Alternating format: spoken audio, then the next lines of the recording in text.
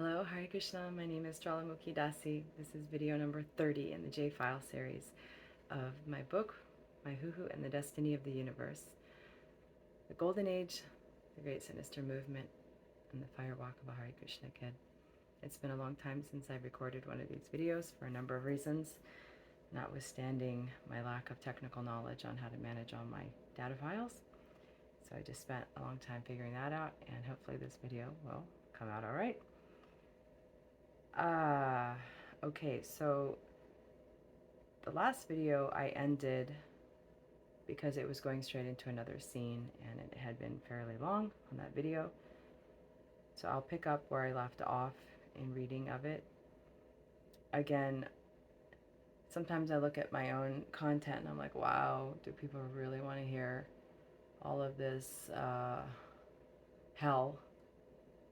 But throughout all the hell, I have poured out my heart to the Lord and begged for understanding. And I know that many of you have been through really hellish situations in your life. And if you're watching, maybe it's because you can see yourself in your prayers with the Lord in my own story. And if it's of some service to anyone out there, then it's worth it. So here we go.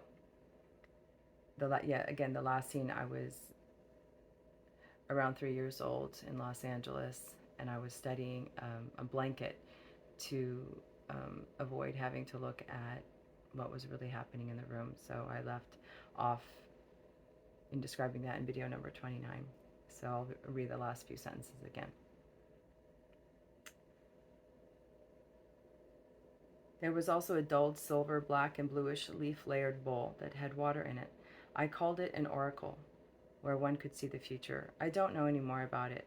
The two men were acting very servile towards a third man, whom I do not know. He was the power broker. He seemed to me to be a host to the entity of the same kind with some connection to the artistic oracle bowl. The session ended, and I was blocked from knowing more. I practically passed out on the session table asleep. I awoke about an hour later. That has never happened before. I got a feeling that the oracle bowl and a wealthy man named Ambush were connected to the Detroit Temple's upstairs restaurant. It also had similar artwork, colors, and energy. Raving Mad was also there. I am reminding myself that healing is more important than names and details. And who the F cares anymore anyway? God knows. I don't have to. He will take care of everything and everyone's corrections. I was going through my own. Of course, there were tons of self-doubt. The scenes are purposely made very bizarre for this reason. If you manage not to commit suicide and actually remember something, no one will believe you anyway, not even yourself. In this regard, I avoided reading books on satanic ritual abuse and government-based mind control programs because I didn't want it to filter into my own recall. However, when I finally did pick up some books and start reading about the incredibly bizarre nature of the elaborate mind control trauma experiments that the government has been doing on millions and millions and millions and millions of citizens around the world. They actually had rooms where they would torture people that were decked out, like decorated to be incredibly bizarre. So if the person ever remembered being tortured, they would think they were nuts or dreaming about it. Like they had furniture stuck to the ceiling somehow, or they're like screwed in or whatever, like so everything was upside down in that room, or it was completely covered in leaves or feathers or something very, very unusual that you wouldn't see in normal daily life, or that people who were torturing them were dressed in ridiculous outfits with like clown shoes or cartoon characters or something like that, so that when the memory came up, it would be very, very bizarre, and the self-doubt would be so complete that you would never be a threat to their secrecy or their trauma-based mind control program. So that was also the case in these scenes where my body is going through physical recall of the scene. The mind is grappling to try to comprehend what the hell is coming out of the subconscious. And the self-doubt is very, very real, except when you continue to maintain the self-doubt, you get sick and you shut down and nothing works. But when you come into acceptance, the body heals, and you have to take that as your barometer. And of course, at the end of the day, the details are much less important, including the names, dates, and places and all of that, are less important than your own health and happiness in your relationship with God. So people have approached me and said, well, who did what and when did all of these things happen? And yeah, sure, that's important on some level, but ultimately, you know, and I've come a really long way to be able to say this, because I used to be like all about exposure and let's get these bad guys and make them pay and all of that. But at the end of the day, Krishna is in the heart of every living being, and he is the one who awards everyone's actions and reactions. And in fact, I just saw Srimad Bhagavatam 117:22, a description of the personality of Dharma in the form of a bull, saying that to the king Maharaj Parikshit, when asked, who has hurt you? The bull, Dharma, says, one who identifies the perpetrator of the crime goes to the same destination as the perpetrator. In other words, one who's living in duality and blaming and pointing fingers is also not in knowledge and will be remaining in the cycle of birth and death. So when I'm going through these recall scenes and getting them out of my body, and here I am describing them to whoever wants to listen, the main point isn't the details of the scene or the hell of the scene. It's what it has taught me about the nature of the self, the demonic nature, the connection of the super soul, and ultimately love of Godhead, despite the worst attacks of the demons, because that's what the whole point of this was anyways. It was the demons' envy trying to stop Srila Prabhupada's offering to the entire world to come back to Godhead. So this is my sorting it out. Now I feel better. I've explained all that once again. Okay.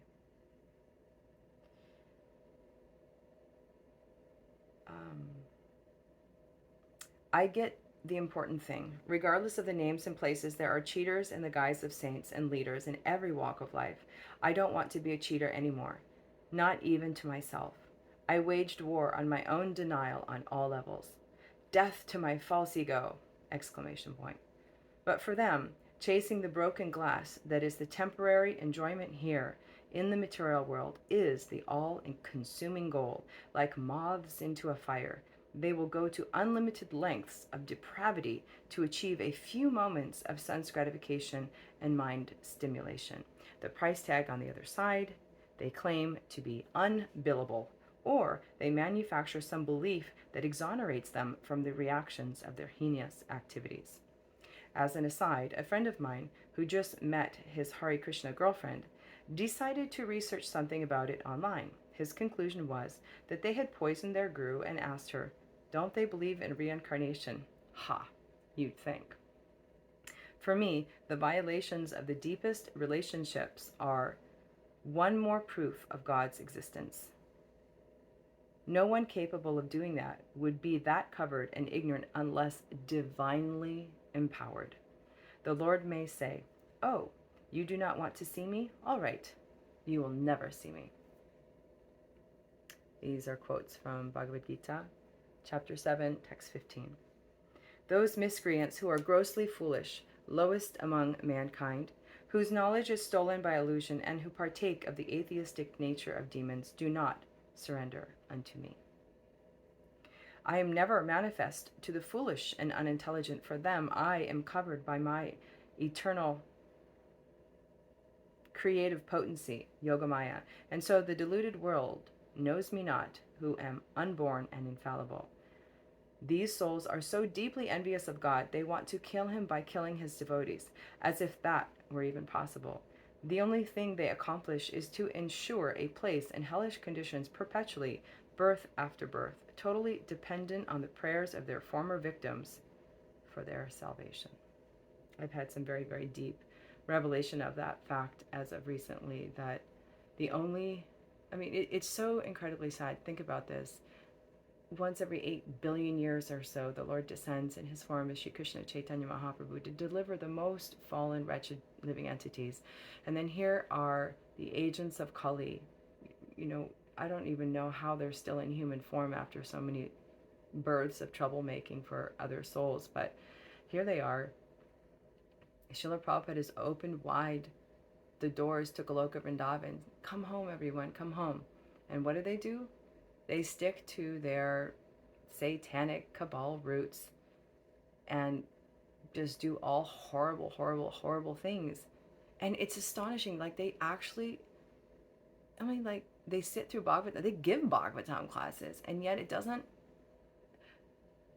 they can't actually perceive that they will die and that they will be reborn in hellish, hellish conditions. It's like, it's astonishing. And the only way I can make sense of it is that they're covered by Daivihi Esha Gunamayi, that divine energy of the Lord that is crushingly dense, that they actually cannot perceive their own downfall. I think they must have some fear in their hearts. But another thing too is people write to me and they express their disbelief that this could be going on under everybody's noses. And I totally, I understand where they're coming from, because even though it's coming out of my own body, you know, here I am having body recall in the names and the faces and the places and the details. I'm still like, oh my God, that's, whoa, it's so hard to accept. But one of the things that has explained it for me is that these people are not actually acting in duality in their own right, because they're so covered by the illusory energy because of their deep envy of God that they actually have never perceived Krishna ever, even though they may be chanting their 16 rounds, reading Srimad Bhagavatam, giving Bhagavatam class, etc. They are so envious that they perceive Krishna as the same kind of, you know, oneness, the force, you know, whatever it is in their heart of hearts. They actually have never tasted Krishna's name. They have never understood who he is. And there's actually a quote in Bhagavad Gita in one of the purports. I wish I could remember the verse number, but Srila Prabhupada says there are many people in this Krishna consciousness movement who actually do not accept Krishna as the Supreme Personality of Godhead. And I've seen that to be true, and therefore I can understand that these people are in fact demons, and they are not acting in duality. They're not pretending. They actually don't perceive Krishna, and therefore they don't think they're doing anything wrong. They actually think they're rightly situated, which for a person of conscience is astonishing and very, very difficult to understand. So if you're having a hard time accepting that these people could be doing such horrible things right next to you, don't worry, you're in good company, because most people have conscience. I hope, yes. So here we go. Where did we leave off? Bhagavad Gita 16:19. Those who are envious and mischievous, who are the lowest among men, are cast by me into the ocean of material existence, into various demonic species of life. The Lord is impartial, but his devotees are especially dear. When they forgive the trespasses against themselves, they pave the only way out for such souls who have acted demonically. This is the example and teachings of the saintly, especially Lord Jesus Christ. My test is going through all of this bodily and psychological regurgitation of such trespasses and not getting stuck in victimhood, blame, and anger. So if you want to pass out the other side of ultimate evil, you have to give up this idea, this bodily identification that you were ever a perpetrator or a victim in this material world whatsoever, in the same way that Dharma, personified religion, the bull, said it is very difficult to find out the cause of our sufferings, even though the person who was torturing him was standing right there. Because we have been here since time immemorial, and whoever is the instrument of our suffering is not the cause of our suffering. The real cause of our suffering is our misidentification with matter and our misused free will in regards to our attitude towards our Creator, the Lord, in our hearts. So these are my genuine realizations, and all of the dark energies that are associated with misidentifying with matter, subtle and gross, are what keep the dark side empowered. And when you are willing to give that up in the mood of the great saintly persons, then like my t-shirt slogan says, be a Teflon soul, shit don't stick. They cannot hold on to transcendence. They just can't touch it. They can't touch you, the soul. And so you are free of the darkest of evil when you are willing to come into that deep place of surrender in your heart and beg the Lord to show you who you truly are as a part and parcel of His most beloved Srimati Radharani, and to truly hold on with all that you are to that identity and let go of identifying again as the perpetrator or the victim. And in this way, you can be free no matter how much they throw at you.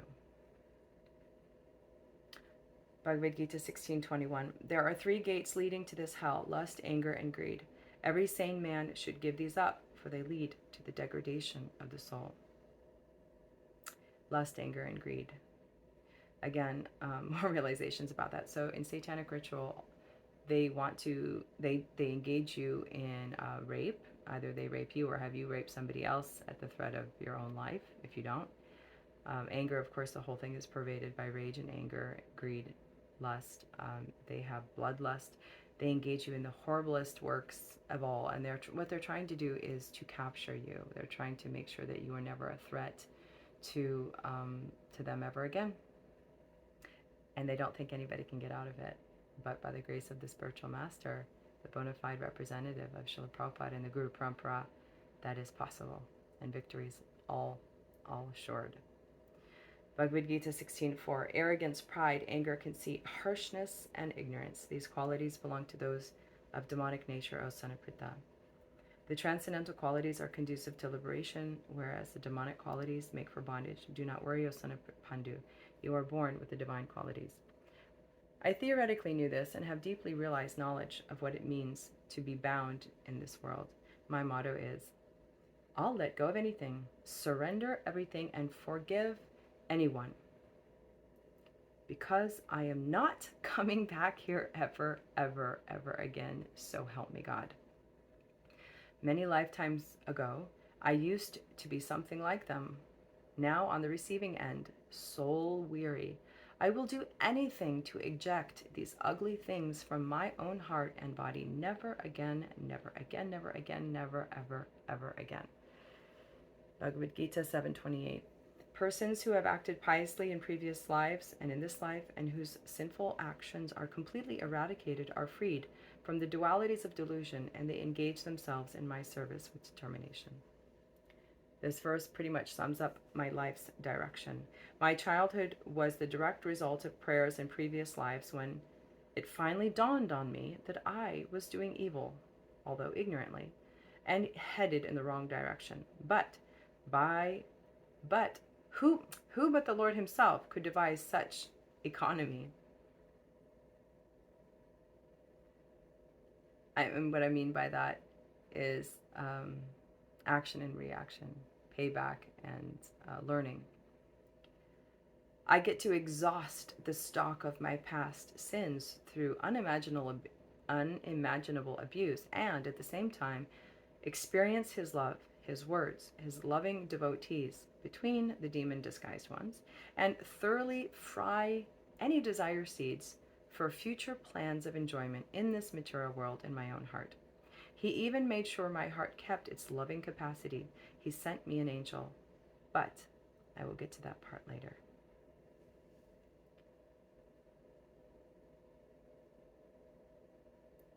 This is November 14th, 2011.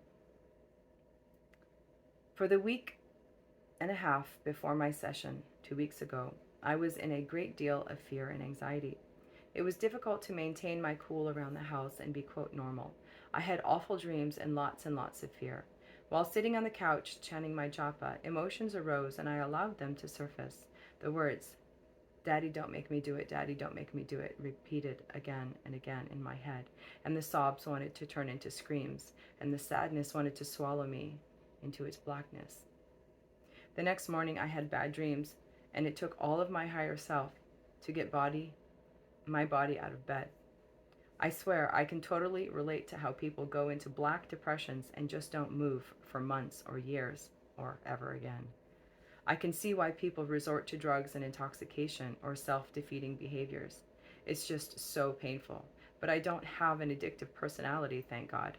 I am the give it to me straight, rip the Band-Aid off quick kind of gal. No Novocaine. Or maybe I'm just a masochist. Funny, when you have to tolerate a lot of pain and don't have much else in your life, you can even pride yourself on how much you can take it and still not cry. My strength often became my weakness. I have a very hard time receiving care or asking for help. Simply, I don't. My self-care barometer was broken long ago. I'm working on getting a new one. I told my dear friend Harinam and my husband about my feelings and said that I thought I would see myself killing someone in my next scene, which was as follows. I saw myself at a campfire in the woods next to the temple in Detroit, Michigan. There was a young boy's body on the ground. I knew that he was dead and was not getting back up. I was utterly fearful and horrified. I was holding his dead hand, and his ghost was standing just in front of his head. He was okay now that he was dead, he told me. He said his angels came for him. He wasn't scared anymore, but he would stay with me for a while and come back and help me later because he could see how scared and upset that I was. I was aware that there was blood and that other people were there, children, men, and women, standing around the campfire. I was struggling with the fear of knowing what it was, laying on the session table. I could not see how the boy was killed. My teacher said I could press the rewind and play button if I wanted to. I took a deep breath, said a prayer, and re-entered my heart with great courage. I was on the porch at our home on Piper Street, a few blocks from the temple. My relative was kneeling in front of me, cajoling me to go to the temple with him for Mangal Artik. I knew that it was not the time for Mangal Artik and that something was very wrong. I knew that I needed to do whatever it took to not leave the house. I was evidently not easily convinced and resisted. He got in my face and touched my breast and groin roughly in a threatening/punishing way. In spite of my fear of him, I managed to slip back into the door and ran to my bedroom. He was angry and came raging after me. My mother came out of the adjacent bedroom, carrying my baby sister, who must have been a newborn. I knew Mom wanted to help me, but couldn't because she had to protect the baby. I was around 6 or 7 years old. I fought him, and he took me into the living room and brutalized me on the carpet in front of our green couch and mantelpiece altar. He wanted me to submit, but I didn't care. I was determined to not go out of that house. My will was not deterred by his violation of me. I was used to it, after all. I fought him all the way as he dragged me the 4 blocks to the edge of the woods to the left of the temple. At one point, as I was seeing myself being pulled along the sidewalk, my teacher told me to take in a deep breath. A minute or so later, I realized why. I was screaming while I clawed and pushed him with my feet. He had slugged me in the chest to knock the wind out of me, to keep me quiet. It was in the wee hours of morning. I was not to awake anyone. I consciously sucked in the air on the session table to fill my collapsed chest. I struggled to breathe. The body does not lie. It cannot. It showed me what it has been holding all of this time. Many of you who have been through trauma also know how difficult it is to take in a deep breath. Most people go very, very shallow breathing, so I've struggled with that my whole life. And of course, here is some explanation of why that is so. Then I saw the 2 of us standing at the curb, maybe 20 yards from the hill in the woods next to the temple. A black police officer standing there doing nothing. I dreaded going up the hill, but I didn't know why. I wanted to know who the little boy was. I centered myself and waited for the clarity to come. It did. At first, I saw a boy standing in his ghost form. He looked like a dark-haired Latino boy, about 5 to 7 years old, with a green striped t-shirt. He was 2 or 3 years old. His name was Matthew, and he was the son of the African-American teenage mother who lived in one of the crack houses down the street next to the temple. He was either bought or kidnapped for this occasion. He had black skin, big, dark brown eyes, short hair, and had whitish mucus under his nose. Like, and he had whitish, dried mucus under his nose like sickly kids do. He used to ride his three-wheeler big wheels, red and blue, up and down the sidewalk. He used to watch the devotees with curiosity. He was extremely afraid until he was murdered and out of that body. Then I felt his relief and the knowing that comes from the journey of the soul. My rational mind wondered if his subtle body looked different than the one that lay on the ground in front of me. Of course, there may have been two bodies, for that matter. It is no use to employ this kind of thinking, though. There is no answer. There is only what I am being shown by the Supersoul, not more and not less. Next, my intention was to see who was around the campfire. At this point in the session, I became very, very drowsy, almost unable to stay awake. A few names that I didn't recognize came out of my mouth. My teacher wrote them down for me so that I could remember if I wanted to. Sometimes the door to a memory closes again after the initial opening. Try as I might, I was unable to remain awake. I fell asleep in my work with her. She let me lay there for an hour or so. I woke up feeling exhausted. The fear was alleviated, but the depression was most evident. I supposed it was better to be depressed than in intense fear. My next session, the following week, was also preceded by anxious feelings, though not as intense. I found myself again back at that campfire in the woods. Without going into the sequence of how it came back to me, what happened was this. There were adults who were having sex with individual kids, who were then buried alive loosely and told not to tell or else they would be killed. They also formed a, quote, sex train, all either penetrating or in some way connecting to the one in front of them. It was an orgy. The man who was having sex with me was a large black-bodied man. He had shaved his private parts. My teacher told me to be aware of my breasts, that they would be giving me information. I saw that they were pierced with at least 2 or 3 long needles. No wonder I have serious issues with my breast being touched. No wonder I have serious issues with my breast being touched. I even get the heebie-jeebies from the seatbelt crossing my chest. The black man was looking at me and the pierced nipples while having sex with me / raping me. He kept repeating how sexy this was, how sexy I was. His level of sexual energy and covered consciousness were utter and total. I viewed this from out of my body at a short distance. I was then put in the same shallow hole as the dead body of the small boy, Matthew, and told the same threat, that if I ever told anyone that I would be killed and buried with this young dead child, who was, of course, the proof that they followed through with their threats. Well, on the session table, the name of Shivani or Mahadevi kept repeating themselves in my head, along with Kali Ma, Kali Ma, Kali Kali Kali Ma, repeat, repeat. They were doing some sort of self-invented, twisted Kali Puja. My teacher was raising my energy cycle to just below light speed, and I could feel my body wanting to fly and undulate as it does when my vibrational flow reaches this velocity. I perceived a silver core in me dilating like the eye of a cat, and just when it came fully into a line, I sat up with a bolt and screamed. Something powerful released from my energy field. It was a imposter spirit of Goddess Kali, and my eyes looked back and forth rapidly, searching for something just beyond the limits of my consciousness. I slowly lowered my body back down to the table with furrowed brows, trying to relax and let the breath bring me out of my questioning head and into my knowing heart. Then tears and sobs began to flow. Relief. At one point, the name of Kartikeya Mahadev repeated itself loudly in my head. The scene switched from a campfire in Detroit to the room in Los Angeles, the room where I knew all of the intricacies of the bed and the blanket I sat on in great detail. Again, the events, in summary, skipping my physical process to achieve them, are as follows. Kartikeya Mahadev was a very wealthy Indian man who was going to give some large donation to the temple if ...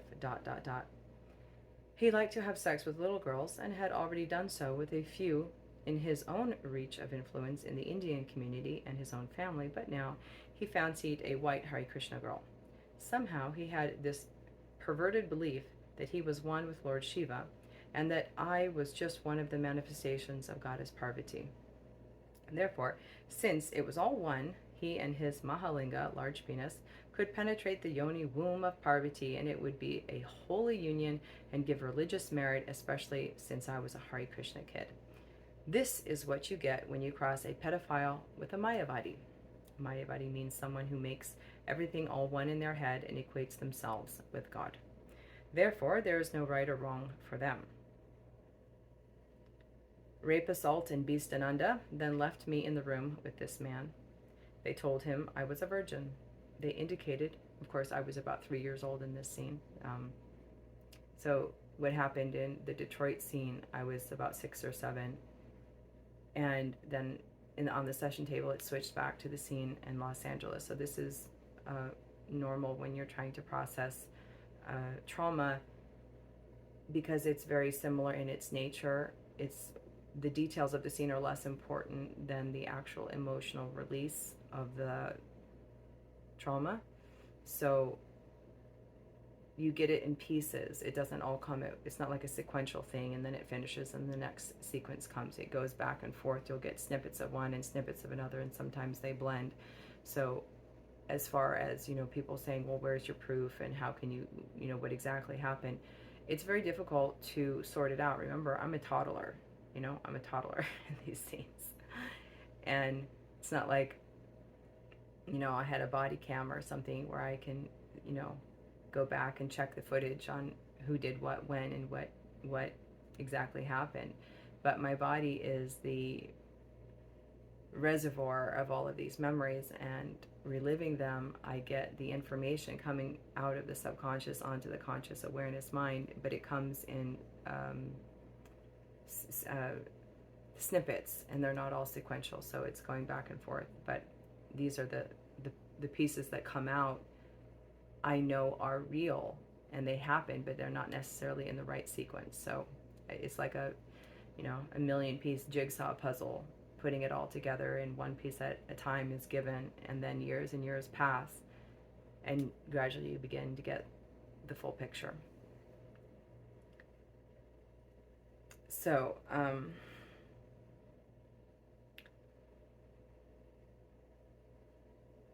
they told so these two devotee-clad demons told this Indian man that I was a virgin. They indicated that he was in for a real treat, and to his credit, he tried to be gentle and wanted to induce me to feel inspired to be sexual with him. He was praising his swollen penis and going on about the glories of his Mahalinga. I didn't, quote, see the violation, just him angrily zipping back up his pants and standing at the door, talking to beast and rape assault. He said that he had been cheated and that I was not a virgin and there was no blood. I was used goods and he wanted his money back. I sat on the bed. Used goods. I felt nothing. I was 3 years old at the time. How strange, but so fitting. Child prostitution. After all, we were just sacks of urine, stool, and blood, little Varnashankara, unwanted progeny, and of no significance beyond what we could lend to the adults who were important and to be respected according to the lever of their own arrogance and bullying skills inflicted upon the less proud. Ah, the good old days of the first generation. Yes! Wish I could say that I miss them, but that attitude still lingers on, and some under the surface. How can one miss what is still present? This is not Srila Prabhupada's ISKCON. This is Illuminati vile. Welcome to mundane religion the world over. No more people. No wonder people reject organized religion. The demons take it over. I will like to take the time to clarify the sarcasm of that last paragraph. His Divine Grace, Srila Prabhupada, gave extensive instructions on the sacred duty of raising children in Krishna consciousness, how being a householder was equal to being a sannyasi or a renunciate. If Krishna is the center of the family, there is no need to renounce. He simultaneously stressed the importance of renunciation and celibate life, quoting many scriptural references on this. The young men and women taking to Bhakti Yoga, the Krishna consciousness movement, went through the zealous neophyte stage most any beginner goes through. They lacked the maturity and realized knowledge to be, quote, normal and balanced. Thus, they took the pendulum approach, first to be a free love hippie, then to be a staunch celibate saint overnight. What they lacked in positive attachment in God's service, the superior taste that conquers the lower base nature, they made up for it in the difference of vying pretense. They were like little kids playing dress up with the same cruelty that children can sometimes show each other, but with all the adult faculties. Their childlike or oversimplified perspective was, if you are celibate, you are a, quote, good devotee, and if you have to get married because you are too lusty, then obviously you are in Maya illusion. You are a fallen loser, in other words. And of course, the children were products of your sex desire, dirty, dirty sex desire. Not that I have any. Hoo ha ha ha. Attraction and aversion, two sides of the same coin, attachment. I guess Srila Prabhupada's instructions on how the children were our deities and that we were Vaikuntha children sort of didn't make it past people's neophyte sick judgments and outright demonic agendas. Even though most devotees are wonderful people and loved us children genuinely, the ones in charge, the demons, who push themselves in the place of being in charge, set the prevailing mood. Most just didn't know what was happening.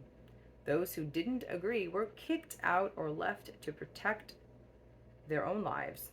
Some died trying to help us kids. I'd like to take a moment here and thank all of you, hundreds of beautiful souls, beautiful devotees who have given your lives to Srila Prabhupada and who have reached out with your condolences and genuine sympathy and outrage at what happened, and none of you are responsible for what happened. It's not a blade of grass moves without the sanction of the Lord, and each one of us can only do the best we can do, and the Lord has a plan for every one of us, and there's a bigger picture involved here. So don't beat yourselves up, and keep practicing Krishna consciousness, keep practicing chanting, and never leave the mission. The organization can be corrupted, but never the mission of the Lord, which is predicted to be here for the next, 9,500 years. We're already in that 10,000-year golden window. So this neophyte demon-influenced attitude contributed to misogyny and child abuse. The term Varna Shankara refers to unwanted children born from degraded society with no godly standards, animal society, present-day phenomena. Those children who make it safely out of the womb without their mother paying someone to abort them, kill them, later on in life often think that it would have been better to have been killed. They try to numb their pain with all kinds of behaviors that simply continue the cycle of pain. They do not know they have the power to be the link in the chain that ends it all. I was trying to be that one link, to be the soul instead of be this story. If I could break the circuit, maybe the whole chain of satanic ritual abuse would short circuit itself, and the power structure of this material world would end. One of my songs, please offer some understanding. Please offer some kind of truthfulness. Please offer some way of seeing. I know you've not been my way before. You've never walked through my door, so how could you know how I feel? And why should you care how I feel? Because if you don't offer some understanding, if you don't offer some kind of truthfulness, if you don't offer some way of seeing, then that same thing that you criticize in me will become your own eventually, and then you will know how I feel, and then you may care how I feel. So please offer some understanding. Please offer some kind of truthfulness. Please offer some way of seeing, because I'm just another link in the chain that will either bind or free you, that will either bind or free you. Thank you for listening. This has been the J-Files, number 30, and we will hopefully continue to make more consistent content. Again, thank you for your love. Hare Krishna.